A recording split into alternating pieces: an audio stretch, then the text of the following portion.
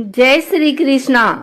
आज मंगलवार के दिन आइए सुनते हैं हनुमान जी और मंगल देव की यह कथा।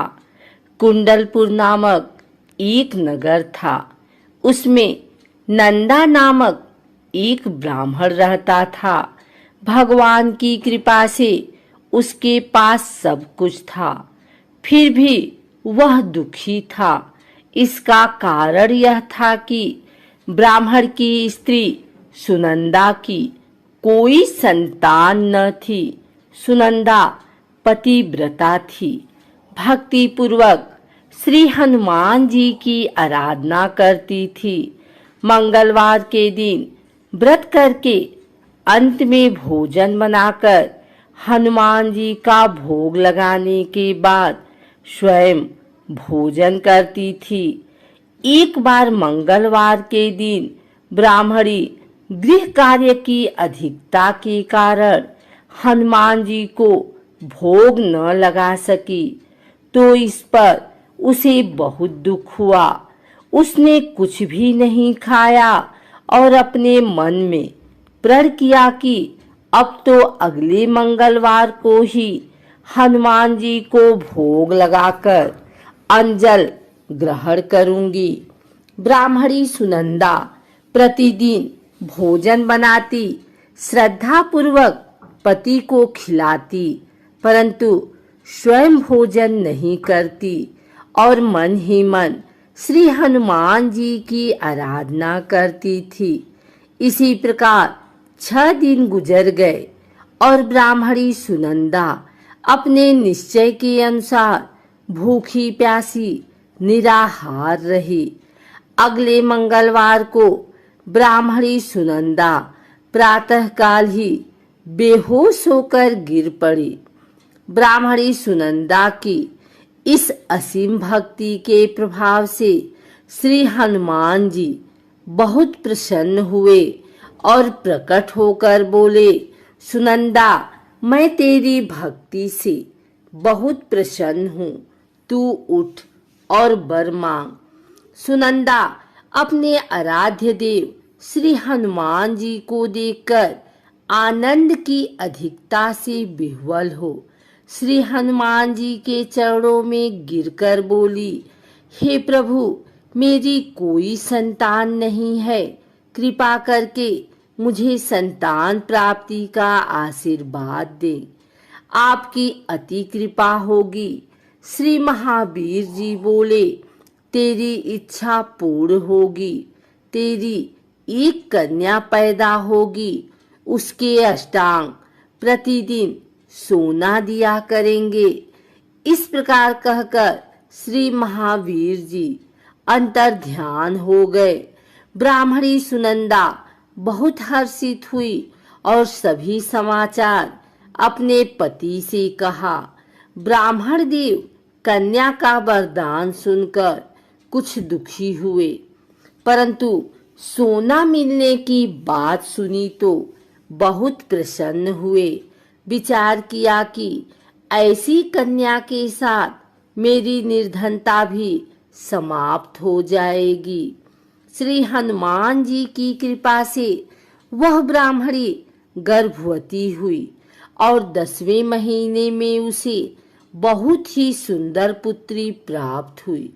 यह बच्ची अपने पिता के घर में ठीक उसी तरह से बढ़ने लगी जिस प्रकार शुक्ल पक्ष का चंद्रमा बढ़ता है।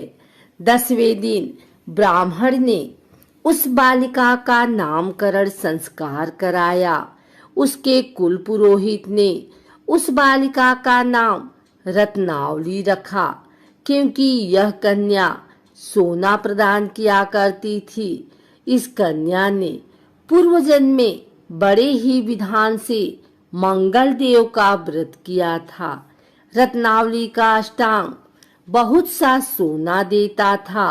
उस सोने से नंदा ब्राह्मण बहुत ही धनवान हो गया। अब ब्राह्मणी भी बहुत अभिमान करने लगी। समय बीतता रहा। अब रत्नावली 10 वर्ष की हो चुकी थी। एक दिन जब नंदा ब्राह्मण प्रसन्नचित्त था, तब सुनंदा ने अपने पति से कहा, मेरी पुत्री रत्नावली विवाह के योग्य हो गई है, अतः आप कोई सुंदर तथा योग्य वर देखकर इसका विवाह कर दें। यह सुन ब्राह्मण बोला, अभी तो रत्नावली बहुत छोटी है। तब ब्राह्मणी बोली, शास्त्रों की आज्ञा है कि कन्या 8वें वर्ष में गौरी, 9 वर्ष में राहिणी, 10वें वर्ष में कन्या, इसके पश्चात रजस्वला हो जाती है। गौरी के दान से पाताल लोक की प्राप्ति होती है, राहिणी के दान से बैकुंठ लोक की प्राप्ति होती है, कन्या के दान से इंद्रलोक के सुखों की प्राप्ति होती है। अगर हे पति देव रजस्वला का दान किया जाता है तो घोर नरक की प्राप्ति होती है। इस पर ब्राह्मण बोला, अभी तो रत्नावली मात्र 10 ही वर्ष की है और मैंने तो 16-16 साल की कन्याओं के विवाह कराए हैं, अभी जल्दी क्या है। तब ब्राह्मणी सुनंदा बोली, आपको तो लोभ अधिक हो गया लगता है। शास्त्रों में कहा गया है कि माता पिता और बड़ा भाई रजस्वला कन्या को देखते हैं तो वह अवश्य ही नरकगामी होते हैं। तब ब्राह्मण बोला, अच्छी बात है, कल मैं अवश्य ही योग्य वर की तलाश में अपना दूत भेजूंगा। दूसरे दिन ब्राह्मण ने अपने दूत को बुलाया और आज्ञा दी कि जैसी सुंदर मेरी कन्या है, वैसा ही सुंदर वर उसके लिए तलाश करो। दूत अपने स्वामी की आज्ञा पाकर निकल पड़ा। पंपई नगर में उसने एक सुंदर लड़के को देखा। यह बालक एक ब्राह्मण परिवार का बहुत गुणवान पुत्र था। इसका नाम सोमेश्वर था। दूत ने इस सुंदर व गुणवान ब्राह्मण पुत्र के बारे में अपने स्वामी को पूर्ण विवरण दिया। ब्राह्मण नंदा को भी सोमेश्वर अच्छा लगा और फिर शुभ मुहूर्त में विधि पूर्वक कन्या दान करके ब्राह्मण ब्राह्मणी संतुष्ट हुए। परंतु ब्राह्मण के मन तो लोभ समाया हुआ था। उसने कन्यादान तो कर दिया था, पर वह बहुत खिन्न भी था। उसने विचार किया कि रत्नावली तो अब चली जावेगी और मुझे इससे जो सोना मिलता था वह अब नहीं मिलेगा। मेरे पास जो धन था कुछ तो इसके विवाह में खर्च हो गया और जो शेष बचा है वह भी कुछ दिनों पश्चात समाप्त हो जाएगा। मैंने तो इसका विवाह करके बहुत बड़ी भूल कर दी है। अब कोई ऐसा उपाय हो कि रत्नावली मेरे घर में ही बनी रहे, अपनी ससुराल ना जावे। लोभ रूपी राक्षस ब्राह्मण के मस्तिष्क पर छाता जा रहा था। रात भर अपनी सैया पर बेचैनी से करवटें बदलते बदलते उसने एक बहुत ही क्रूर निर्णय लिया। उसने विचार किया कि अब रत्नावली को लेकर उसका पति सोमेश्वर अपने घर के लिए जाएगा तो वह मार्ग में छिपकर सोमेश्वर का वध कर देगा और अपनी लड़की को अपने घर ले आवेगा, जिससे नियमित रूप से उसे सोना भी मिलता रहेगा और समाज का कोई मनुष्य उसे दोष भी नहीं देगा। प्रातः काल हुआ तो नंदा और सुनंदा ने अपने जमाई तथा लड़की को बहुत सारा धन देकर विदा किया। सोमेश्वर अपनी पत्नी रत्नावली को लेकर ससुराल से अपने घर की तरफ चल दिया। ब्राह्मण सुनंदा महालोभ के वशीभूत हो अपनी मति खो चुका था। पाप पुण्य को उसे विचार न रहा। अपने भयानक व क्रूर निर्णय को कार्य रूप देने के लिए उसने अपने दूत को मार्ग में अपने जमाई का वध करने के लिए भेज दिया था, ताकि रत्नावली से प्राप्त होने वाला सोना उसे हमेशा मिलता रहे और वो कभी निर्धन न हो। ब्राह्मण के दूत ने अपने स्वामी की आज्ञा का पालन करते हुए उसके जमाई सोमेश्वर का मार्ग में ही वध कर दिया। समाचार प्राप्त कर ब्राह्मण नंदा मार्ग में पहुंचा और रुदन करती अपनी पुत्री रत्नावली से बोला, हे पुत्री, मार्ग में लुटेरों ने तेरे पति का वध कर दिया है। भगवान की इच्छा के आगे किसी का कोई वश नहीं चलता है। अब तू घर चल, वहां पर ही रहकर शेष जीवन व्यतीत करना। जो भाग्य में लिखा है वही होगा। अपने पति की अकाल मृत्यु से रत्नावली बहुत दुखी हुई।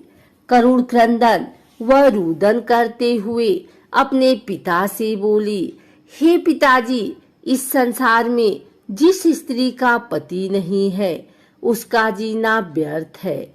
मैं अपने पति के साथ ही अपने शरीर को जला दूंगी और सती होकर अपने इस जन्म को, माता पिता के नाम को तथा सास ससुर के यश को सार्थक करूंगी।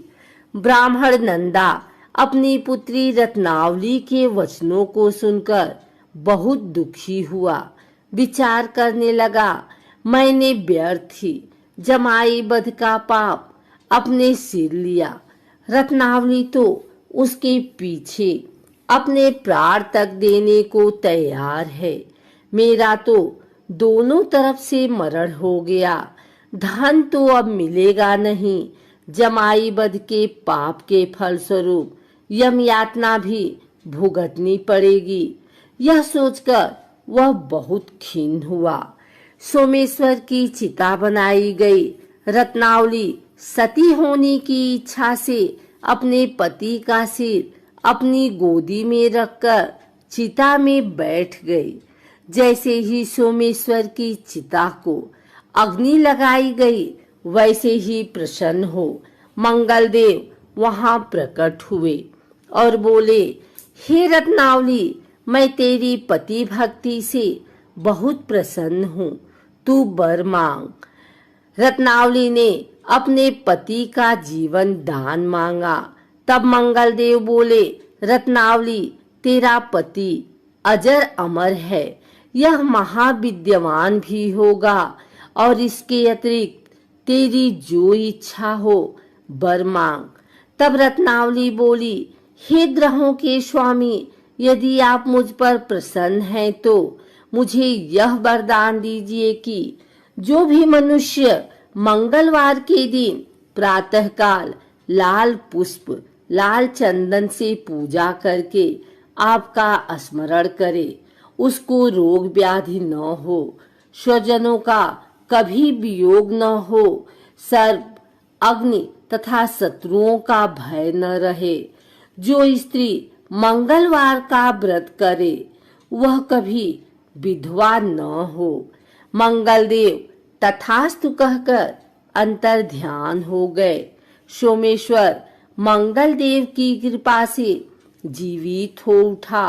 रत्नावली अपने पति को पुनः प्राप्त कर बहुत प्रसन्न हुई और मंगलदेव का व्रत प्रत्येक मंगलवार को करके व्रतराज और मंगलदेव की कृपा से इस लोक में सुख ऐश्वर्य को भोगते हुए अंत में अपने पति के साथ स्वर्ग लोक को चली गई।